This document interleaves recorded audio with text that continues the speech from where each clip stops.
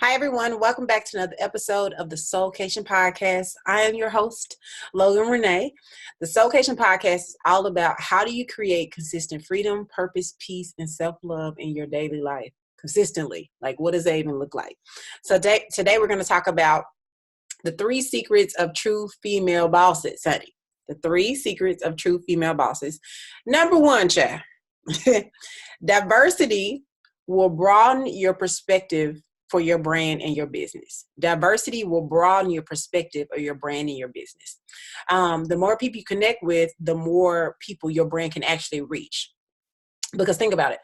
If there is a woman that grew up in foster care, she thinks totally different than a woman that grew up rich. Like, their faith is different. You know, how they feel about love and support is totally different. How they think about money is totally different. And a lot of times it's reverse of who is the most successful. There are people who grew up in really, really terrible situations who end up being super, super successful. And people who grew up with more sometimes are very spoiled, and they're how they see stuff and how they see the world is very skewed, you know. But you want to be able to reach both, because both of them may be your client, or be your customer, right? So you want to be able to speak to both. And the only way you do this is by broadening your circle, who you even talk to or have conversations with. Be open to working with people who don't look like you also. I know a lot of people want to support their race. Totally agree with that. I'm for it. But don't limit yourself to that, you know, because your business can grow because you have opened up your diversity gap and just how you see the world, and be able to speak to a lot of different people, because you'll learn how to handle big personalities. You'll learn how to see the world from different glasses. You know, you'll learn from different mindset. All of us, especially people who have culture differences, have a different view on every single thing. You could talk about one topic and you bring 5 different races in that room, you better believe that thing gonna get heated, because everybody grew up in different situations, so they definitely look at things totally different. Perfect example of this. I grew up in the South. So my perspective on Southern people is, we're gonna show up stupid fly. Now, they may say that the East Coast, New York, is the fashion capital and all this other stuff, but you bring New York to to the South, we're going to show you how to put it together, honey. And I'm super grateful that I grew up in the South, because I learned style. I learned swag. Like, we going to get dressed up just to go have tea and crumpets with people, okay, and have a biscuit with some honey on it. Like, we dress up for everything. I learned how to treat people growing up in the South. You're not going to learn how to treat people on the East Coast. Let me tell you how I used to ride the train in D.C. with my headphones in my ear and my head down. In the South, everybody speaks, everybody waves. People are just very hospitable. People are really kind in the South. You don't even have to know the person, and you have a Lifetime Achievement Award conversation with them at the grocery store. Do you think I was having these conversations in D.C. or New York? Never. You don't even look at people tough or open the door for them, okay? But what I do love, that I like living on the East Coast, that I really love, I got to experience a real winter. You know, I thought when it snowed once a year in Mississippi, or once every 10 years in Mississippi, I thought I was experiencing something. You don't know no snow until you're on that East Coast, honey. When you scraping that ice off your window and praying that you get to work on time and sliding across black ice, that's when you know you've experienced a true winter, honey. But I also got to experience culture and art and dance. I love day parties, politics. I got to learn all of those things, especially when I was working on Capitol Hill with my congressman. So that perspective gave me a different viewpoint on people, how people see the world, different foods. I hadn't tried that many diverse foods until I moved to DC, you know. So I was grateful for the experience. It gave me a different perspective of people's culture. And then it also taught me, even though I love my culture, how I grew up, the things that I eat, it gave me a different respect of different people and how they grew up, you know, so I'm able to relate to different people. And then when I moved to the West Coast, baby, if I learned anything moving across this country, was people on the West Coast are the greatest executors I've ever met. They will have a business plan, a strategy, and next week you'll be up. Perfect example. I met this girl. She was living in LA and she used to put on events in LA all the time. This girl moved to San Diego and in 2 weeks had an event. I'm like, girl, for me, it would take me about 6 months to a year to plan a little event or whatever. But this girl was here 2 weeks and they had put on something. I said, how did you do this way? She was like, if you want to do it, you're going to do it. I said, oh, get me together. But people in California, they execute. Even if they get it wrong, they don't care. They don't mind trying stuff. They don't mind putting themselves out there and failing. And to them, it's not a failure. It's a lesson. So they grow from it. That gave me a totally different perspective. So if you want to be a true female boss, you got to broaden your horizons, broaden your circle of people that you hang around, the things that you listen to. I would say be open to moving. If you've lived in the same place your entire life, it might be tougher, especially if you have kids or something like that. But your baby can travel, and you might have a house, Airbnb it, rent it out. It's so many different options or alternatives to you just broadening your perspective, being open to seeing life and people in a different way. There's nothing wrong with stretching yourself. It's going to be scary at first, but I'm telling you from a person that's moved all across this country, you'll be okay. And what I've learned about God is he appoints people for that season of your life to take care of you like they're family members. I've spent Christmas, Thanksgiving with people that I did not grow up with and people that don't look like me. And they took me in just as if I was a member of their family. If you want to grow in your brand, if you want to grow your business, I would highly suggest being open to moving or being open to stretching your circle. And it doesn't even have to be you're about to be this person's best friend. You just want to be in a place where you're able to receive and able to learn from different people that don't look like you. That's number one. Number two, if you want to be a true female boss, honey, critiques from your customer. This is super, super important. When you're touching stuff, when you're creating something, it's your baby. So you're holding it close. This is how I want it to look. This is how I want it to set up. And then you share it with somebody and they're like, do you think your customer's going to like that though? People have open restaurants with this vision in mind of, okay, but I only want to serve this. Well, if people don't like eating it, it's not gonna be successful. Especially if you're opening in a place where, let's say, you trying to bring super, super healthy food to a place where people just like to have hamburgers. Like, it's not gonna work. You have to do your market research of that area and are these people actually gonna like it? So the best thing is always to get an outside perspective from people that you think that you're serving. Keyword, that you think that you're serving, because you might have the right audience or you might have a different audience that you didn't even think of, but at least you know what that person really wants. And consider this when it comes to your customer, and this is so huge. Oh my God, I have to learn this all the time, or I have to remind myself of this all the time. Scratch your ego. It's really not about your ego at all. It's not about your pride. It's not even about being right. Be willing to just listen. Don't comment. Don't add to what they say. If they say, I only like going here on Tuesdays, your event might need to just be on Tuesdays. If they say, I really don't like talking about those topics because that's very sensitive, you might want to listen to those things. It's great. It's better to get it from the horse's mouth that I've learned. And don't get attached to praises. Don't get attached to praises.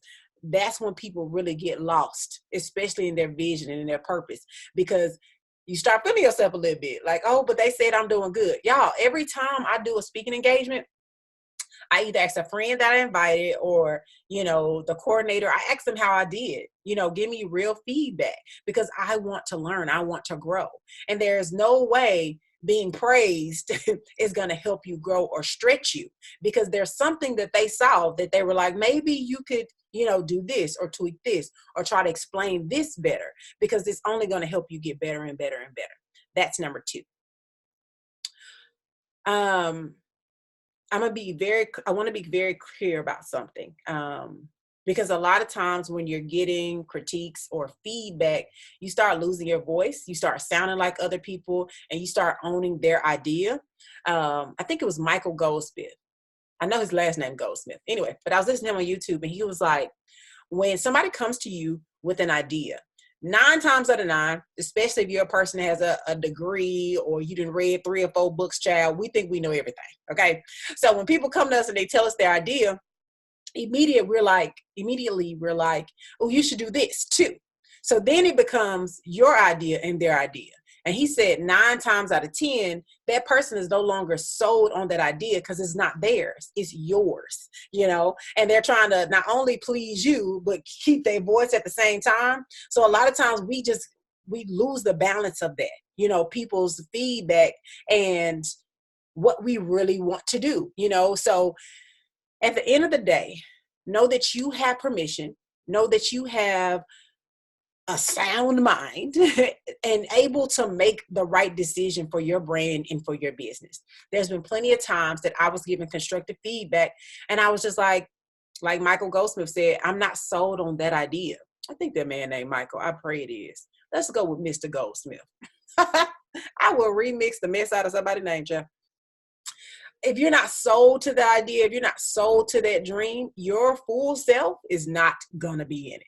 So when you're getting feedback from people, still keep your voice, still keep how you want it to look in there, but be willing just to level up a little bit with their critique or their feedback.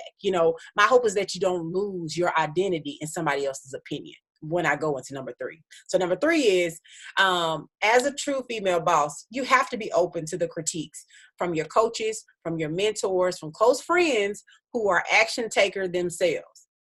I highly, okay, real highly recommend you don't take advice from people who don't take action themselves. It's super hard to receive stuff from people who sitting on the couch watching TV every day. When you sit up here halfway got energy to brush your teeth good, and they trying to tell you how to run your business. Child, it has to be from other action takers, okay? And the thing is about critiquers is they are just a resource, just like a book, just like a degree. Your source is God, okay? He's the person that gave you the vision, the purpose. He's the one that created you. He's the one that put you here. I actually talked about this at my birthday dinner. How we just skip past God and we try to do everything by ourselves. And then we stressed out and we overwhelmed when we didn't even ask him for strength and energy. Clearly he created all this stuff, so he know what to do. It's like we don't trust him even with our energy. We don't even trust him with, the plan of what to do next or who to hire. It's small stuff that we don't even go to him asking him for when we can. And he right there, child. He chilling. He got plenty of time. Anyway, but God is the only source, just so we're clear about that. But with that being said, your coaches should be providing you with resources, tools, and strategies to get you 16 to 17 to 20 steps ahead, because they should have already been there. If they're coaching you on something, it's something they practice, it's something they put in place.